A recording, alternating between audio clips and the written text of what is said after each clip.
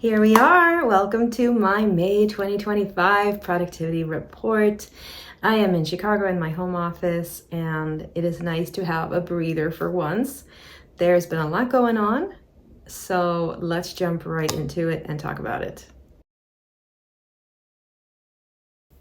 As you'll be able to tell from my productivity report topic this month, May brought a lot of change into my life, and that change is still continuing. So how can I avoid talking about change? How can I avoid talking about comfort zones when that is the elephant in the room? So we're not doing that. We're going head on and we're talking about change. And it's really funny because in the last few years, there's been a lot of changes happening in my life. And it's kind of ironic to me that I am a professional organizer, which essentially is a manager of change. So often clients call us when there's a change that goes on in their life, whether it's a new move, a new baby, a new job opportunity, or something else that comes along. And what happens is that the systems get uprooted. There's unknown, there's fear, there's insecurity, and they need somebody to come in basically and help manage that change alongside of them. And it's kind of funny because I was good at it before, but in the last few years, I've become a pro at managing change. It is always challenging. It is always a little scary, but it is necessary. And that brings me to this month's takeaway. Your comfort zone is not doing you any favors. Believe me. This is something I have learned the hard way so many times over. Anytime you take a risk, it's scary, it's unknown, all of that stuff, yes, but it is far more risky to stay stuck where you are because you're stuck in your comfort zone and you don't dare try to make a change.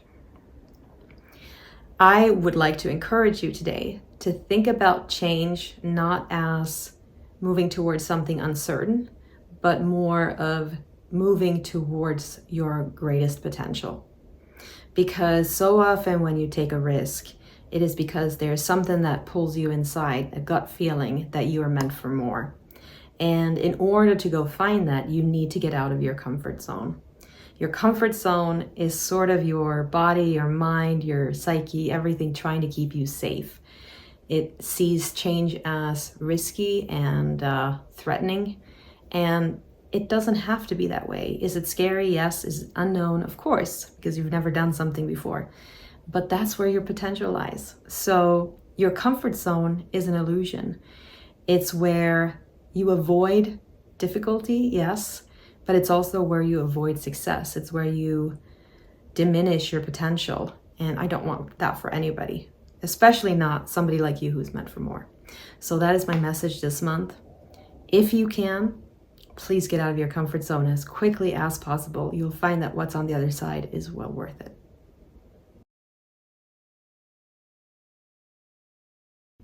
So with that message out of the way, let's talk about how productive I was in May 2025. I actually had a pretty decent month. It was an average month, good, steady, solid. I took a fair amount of personal time for my daughter's graduation as well as my friend's surgery, but I still was able to complete business projects and everything else that I needed to get done. So I could say overall it was a successful month. I completed 4 big projects, and I think compared to last month, I felt a lot better about them. I had a better attitude. I don't know why I was so cranky in April.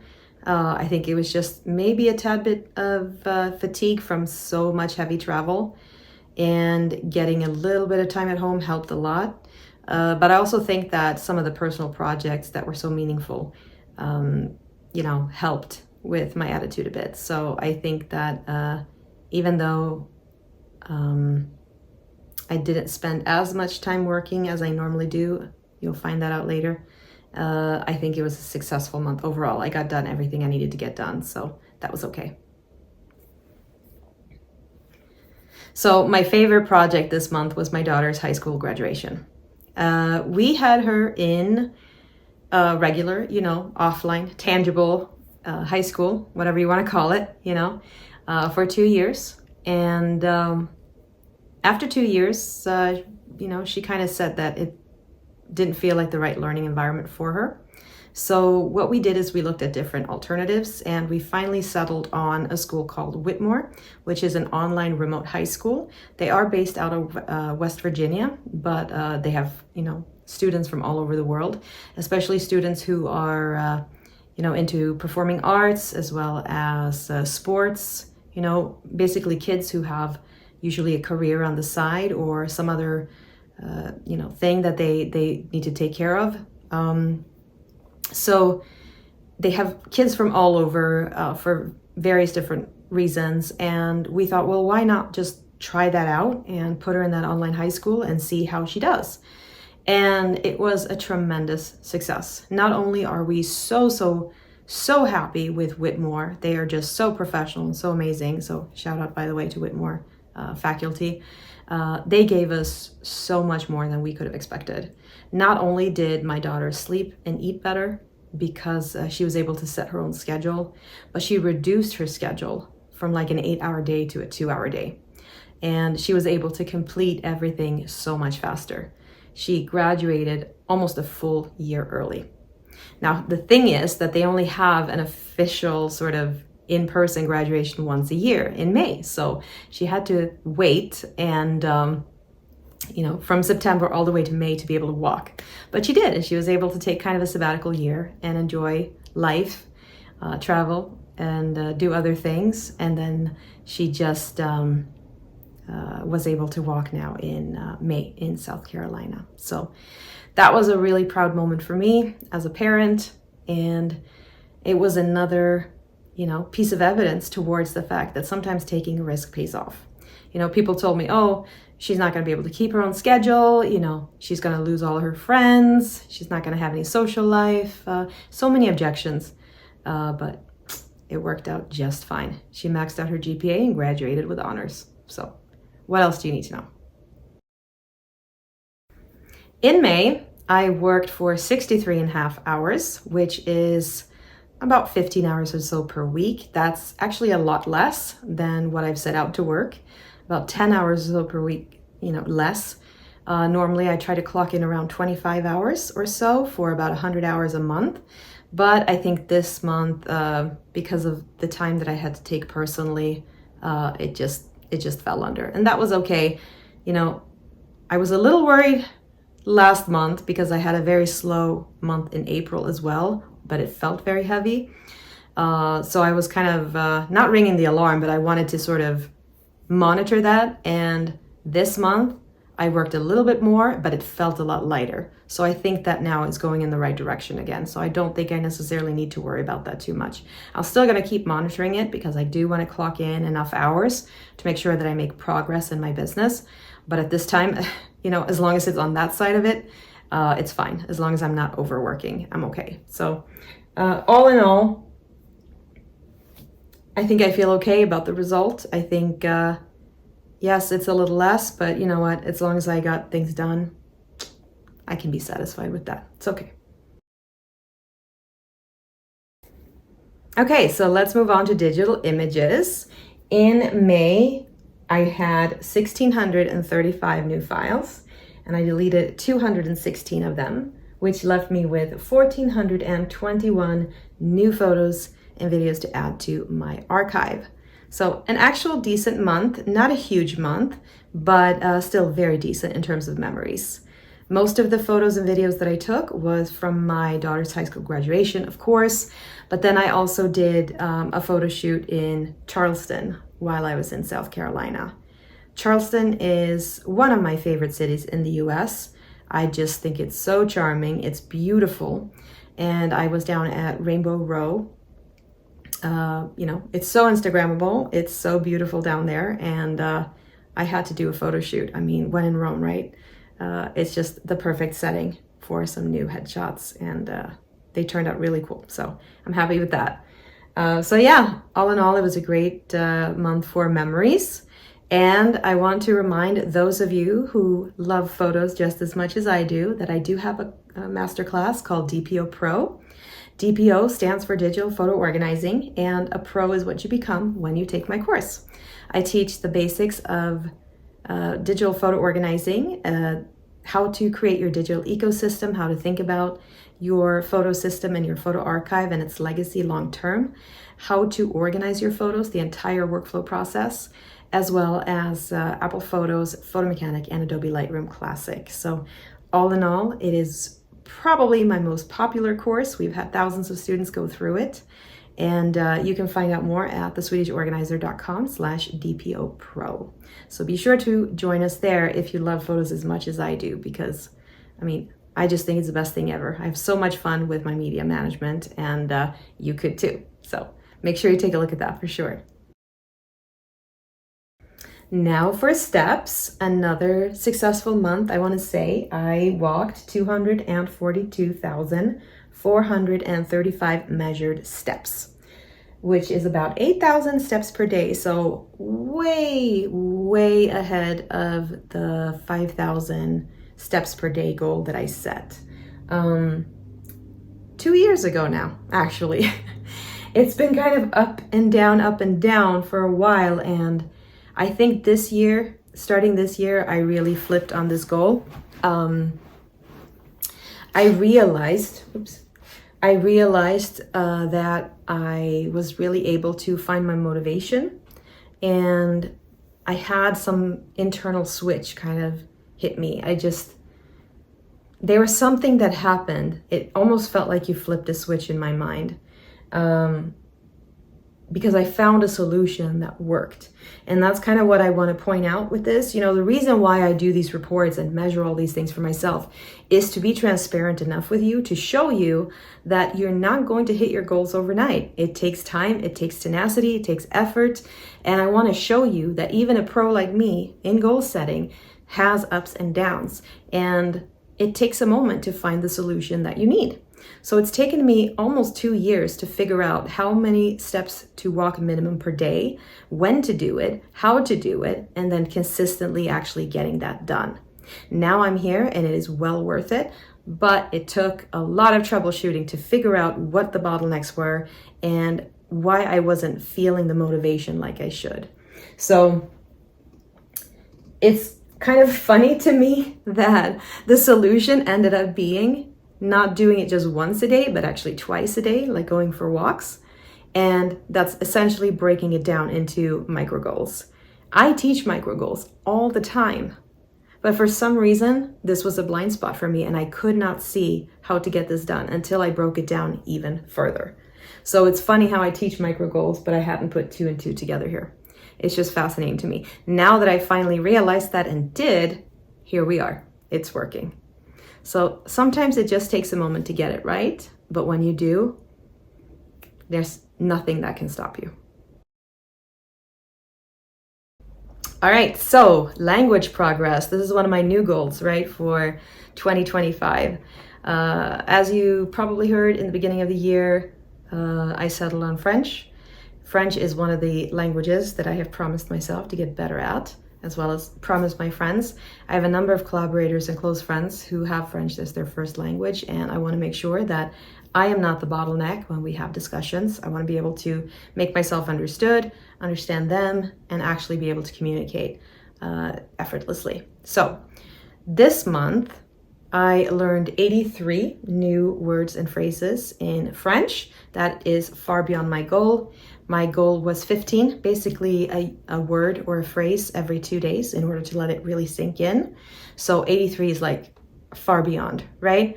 What was the reason for that insane improvement, you ask? Well, I spent quite a lot of time in Quebec in Canada. So I was able to sort of mingle with the natives there and pick up a lot of words, not only in the language, but actually the accent and how it's spoken over there. So that was really fun, really interesting. And the challenge was all the different settings, you know, casual settings, business settings, and so on. And making yourself understood when you have to is a whole other ballgame. But I think it went okay. I managed to do it. I'm not the best at it still, but I continue to improve for sure. I see the improvement. So a lot of the month provided me with the variety of, Quebecois that I needed to up level. And I'm satisfied, more than satisfied with the result for May. This month for book and learning, I read The Most Powerful Sentence of All Time by Neil Gordon. It was a really, really nice book. I read it as a tangible book. It was gifted to me by my dear friend Claudine. Thank you, Claudine. She knows Neil, as far as I understand it, and so she had this book and was able to share it with me, and I did like it a lot. And it was a fairly easy read. I actually got through it while waiting at a cafe for a friend. So it was a light read. It was an easy read, but it gave me a lot to think about in terms of branding and marketing. So it's a fable. It's a fictional story about a woman named Barbara who kind of is really good at communication, but then struggles kind of with pitches and selling and messaging. And she meets this guy who is then able to give her some food for thought, and she hires him as a consultant, and he then teaches her and her team how to get their messaging right. So the story, I gotta say, was a little lacking, but the idea behind it is to have what's called a silver bullet, which is basically a marketing pitch based on 4 or arguably 5 principles of persuasion. I'm not going to share what those are because you'll spoil the read with that. But it's actually a really good reflective book. It helps you think about your own marketing a lot. So it makes a lot of sense. And when you put those pillars of persuasion together, it makes a very strong message. So I did like it a lot. I thought it was worth the read. And I would definitely recommend that you pick it up, especially if you're interested in marketing books or branding or anything like that. You'll really love it, and it'll give you some things to think about. So, it was a little slow to start, but the momentum built. And then once you got into it, you kind of wanted to know the rest, right? So I'd give it a solid 4 stars and recommend that you pick it up if you were an entrepreneur. Had the story been stronger, it would have been a pure bullseye for sure. But so far, so good. I liked it a lot. For success celebrated in May 2025, I want to celebrate myself. I'm not going to be shy about it, I know I'm dragging out the topic just a bit, but I am very proud of myself for going with my gut and letting my daughter do remote online high school when she wanted to. I got so much advice from so many different people who told me, do not do it, don't let her do it, it's going to be a mistake. She is going to drop the ball on her schedule, she's not going to be able to keep up, she's going to lose her social life. I mean, it was a lot of different arguments that I heard, but those arguments were projections. They were not my thoughts. I actually did not doubt her one bit. She's a very bright woman and a mini me, so I never had any hesitation at all that she could actually do and keep up with it. In fact, more the opposite. I think she could have taught the whole thing. That being said, it is a chance, it is a risk. And I actually want to celebrate my own confidence in her and our family and myself for doing what was right and essentially getting her out of an environment that she did not enjoy and letting her flourish. So again, coming back to that same topic, when you get out of your comfort zone, that's where the potential lives. And her GPA skyrocketed. That had not happened had she stayed in regular school.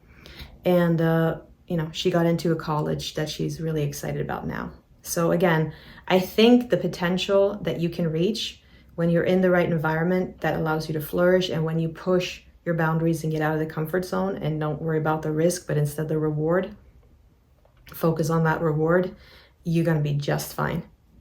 You're going to see just how much you can handle, and you're going to be extremely proud of yourself. So I find myself in that situation now, and I want to celebrate my role in her success, basically, because us moms do not get enough credit. We do a lot of the work. Even though she did the schoolwork, it was my decision that allowed her to take it to the next level. So I'm going to toot my horn for just a bit. It's okay. All right, so for tea of the month, it is summer. Iced teas are going to be it. So I want to send out a big shout out to Ding Tea which is a franchise of Taiwanese tea stores.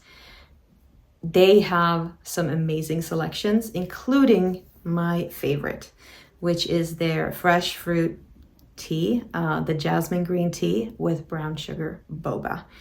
A lot of people ask me, because I'm such a fan, which is your favorite out of everything anywhere?